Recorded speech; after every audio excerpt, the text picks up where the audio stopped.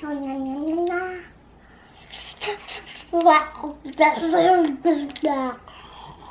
I just wanted to talk about this noodle recipe I've been working on. Yeah. Whole wheat noodles, just for the fiber for kids. You know that makes everything easier when they go to the bathroom. And then all I did was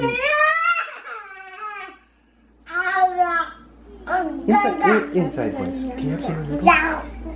All I did was microwave organic spinach and put in olive oil, Parmesan cheese, garlic powder, salt, and pepper. Like a really quick pesto while the noodles are going. And then, right, we mixed it up, Ivy. We mixed it up and threw it right in the whole wheat noodles. Oh, they look disgusting, but they're really good. Don't you think? That's it. Fiber, vegetables, carbs. You like Papa's noodles, don't you?